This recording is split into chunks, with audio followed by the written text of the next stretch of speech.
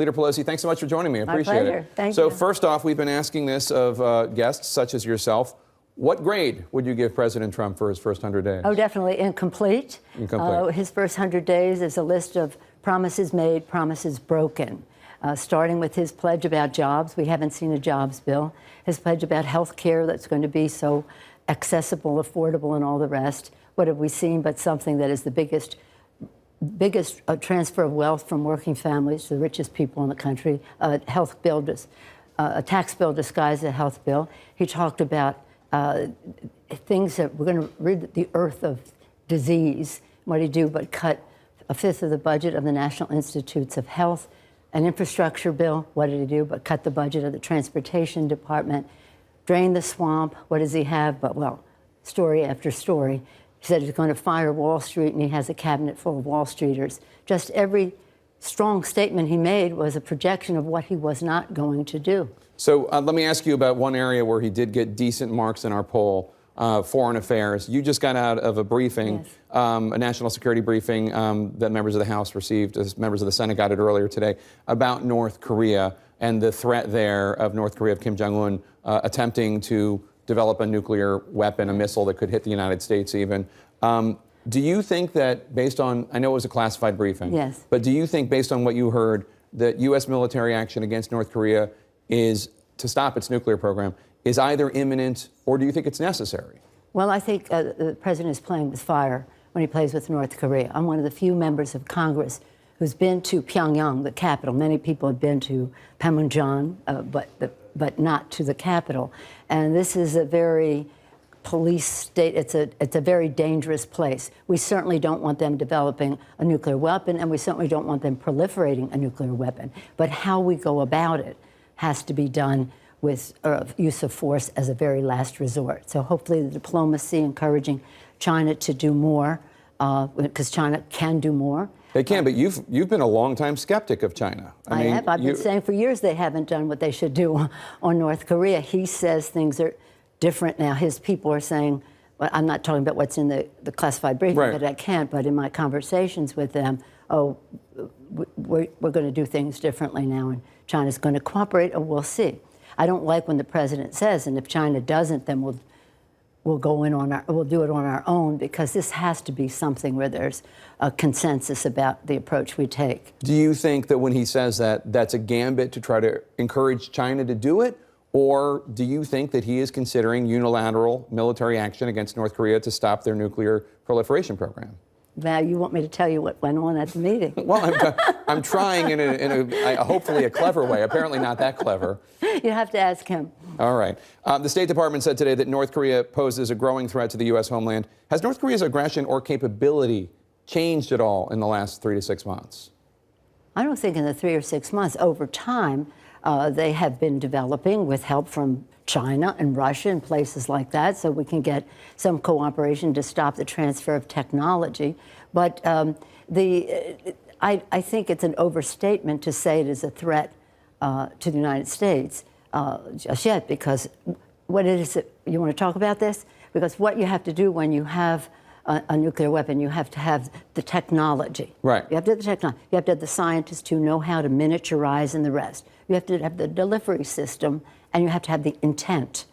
And all of those things we don't know are necessarily present, especially the miniaturization to put something on a weapon. And we have our, shall we say, remedies to some of this. Right.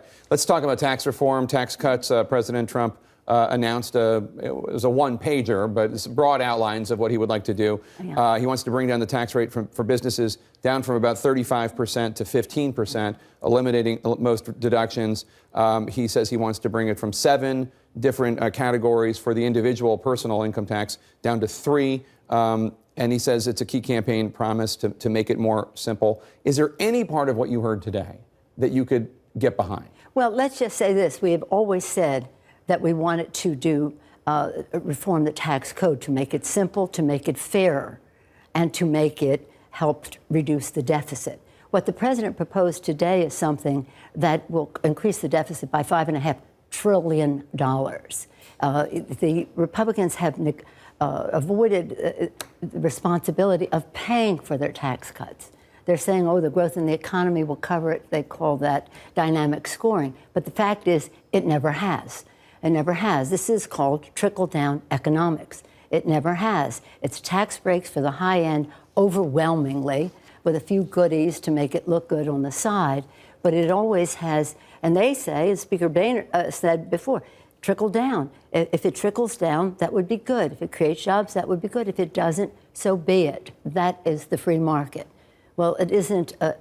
Again, let's sit down, Mr. President, and talk about how we can lower the corporate rate, how we can give a tax break to the middle class so that we are growing the economy and making the middle class and paychecks for the middle class more robust.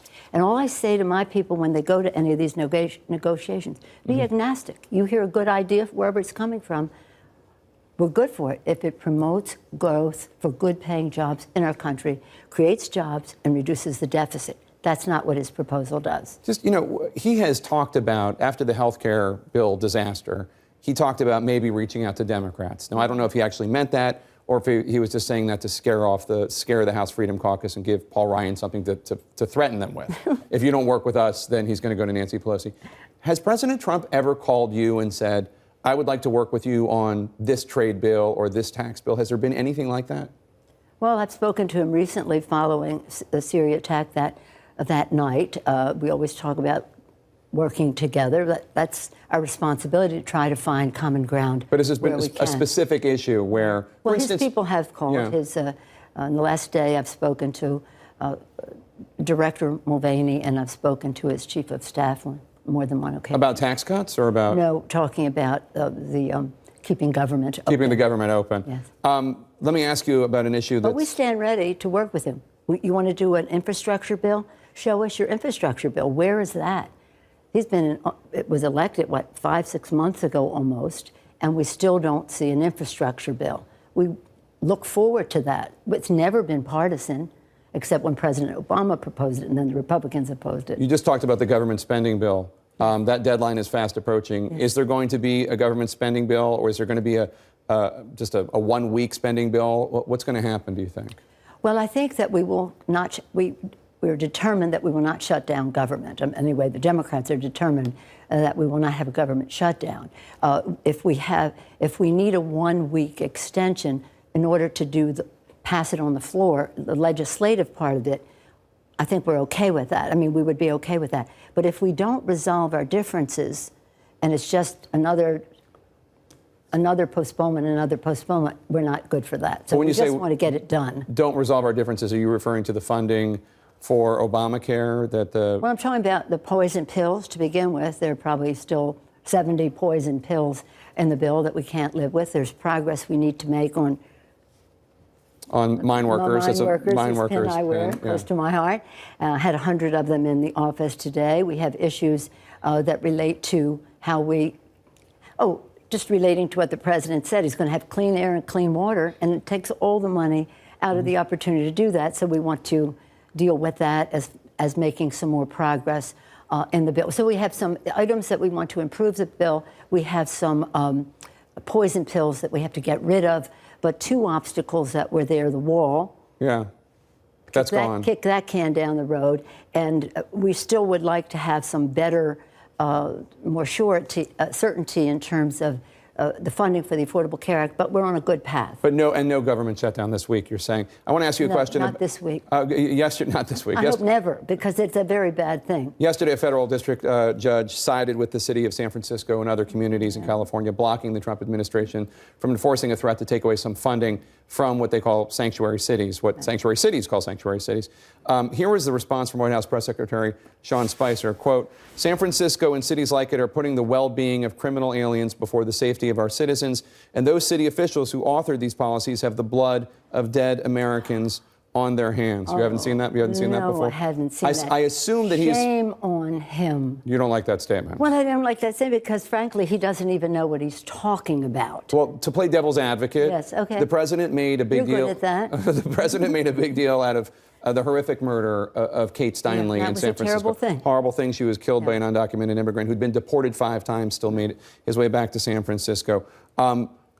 Given that context, because I imagine that might have been what he was talking about, what do you have to say?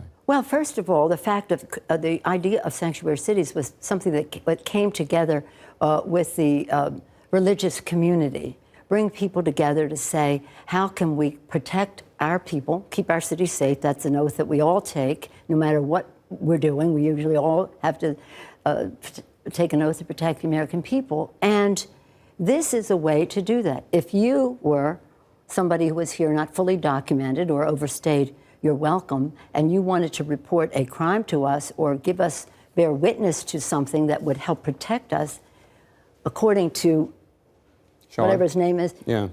you would be deported for coming forth to say, I can help you solve a crime. So that's what this is about. It's about making people safer and not having our police forces turn into an immigration deportation force. So this, they should understand what it's about. And I can understand they may disagree, but to use terms like blood, I mean, really, this is beneath the dignity of the debate that we have to have about the oath of office we take to protect the American people. Thank you, Leader Pelosi. For the record, I am a legal citizen, but I am often accused of overstaying my welcome. I want you to know that you can find out about the broken promises at democraticleader.gov. Democraticleader.gov. Democratic Leader Chuck Schumer, Nancy Pelosi. All right, thank you so much, Leader Pelosi. So good to see you.